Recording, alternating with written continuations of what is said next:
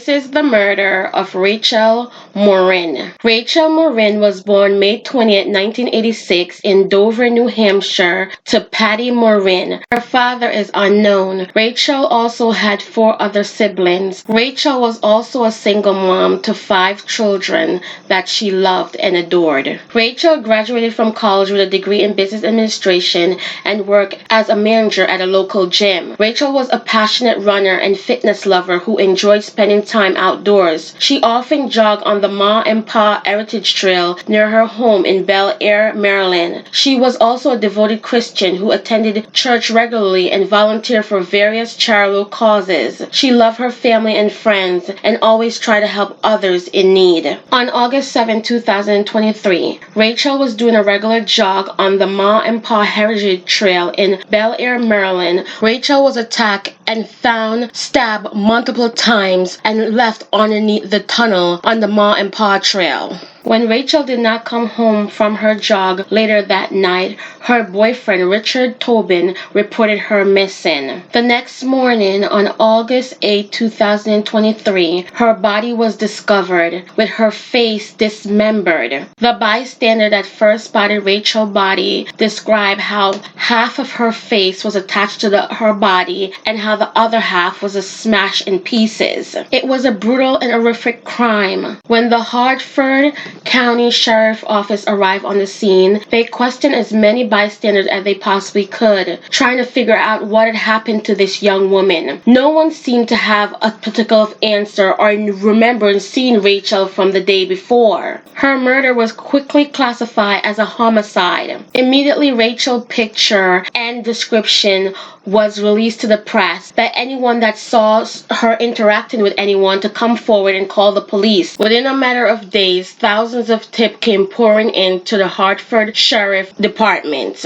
On August 15, the Hartford County Sheriff Office released a video of a person they say is a suspect in the death of Rachel Morin, the mother of 5. They also say that they don't have any clue where he could be. Chief Deputy William Davis said that Rachel Morin's death was potentially a random act of violence. Davis said the suspect they are looking for was connected to a home invasion and assault in Los Angeles in March. The match was made through DNA, according to Davis. Davis indicated that investigators do not know where the suspect is. He stated, "We don't even know if he's still in Hartford County or in the state of Maryland because obviously in March he was in California and then here in August he was in Maryland, so we don't know if he's still here or not." Investigators said the suspect is a Hispanic male between 20 and 30 years old, approximately 5'9" tall and weigh 160 pounds. At the press conference, Davis stated that over 300 tips had came into the sheriff's office. He also made it be known that the FBI had joined force with the Hartford Sheriff Department to help in the investigation of Rachel Morin's death. Davis stated that he's hoping that people from California or wherever the suspect made any kind of footprint to call into the Hartford Sheriff Office and express to them what they know about him and his whereabouts. The Hartford Sheriff Office also stated that together, along with the public, they will solve the crime and find the coward that took Rachel away from her family and friends. Authorities was questioned by the public also if they had interviewed Rachel's boyfriend, Richard Tobin. The sheriff office replied that they did interview Mr. Tobin along with other members of Rachel's family,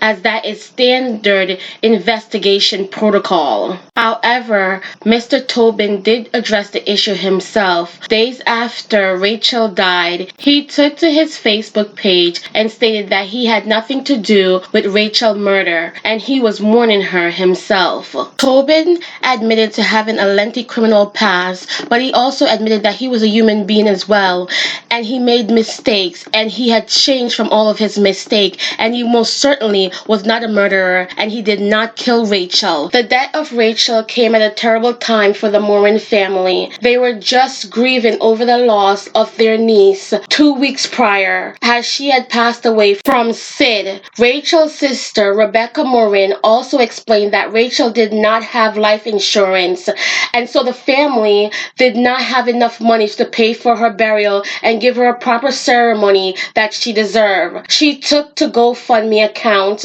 and advertised to the public to contribute so that Rachel could have the memorial that she deserved. Rebecca went on to state that her sister's death was definitely no accident and that someone had planned this. That was her belief. There is no doubt that the Morin family is going through a lot. To lose 2 family members back to back within the matter of 2 weeks is devastating and heartbreaking. On August 11, 2023, Rachel's sister made an announcement on Facebook that they would be having a remembrance walk for Rachel along the Ma and Pa Trail. She stated, "We are hoping to have a trail of flowers and light to line both sides of the trail for our walk on the Ma and Pa Trail. If you are able to, we ask that you bring flowers and a battery-operated candle to lay on either side of the trail somewhere as we walk Rachel's last step." The family have vowed to keep on fighting for Rachel until her murderer has been brought to justice,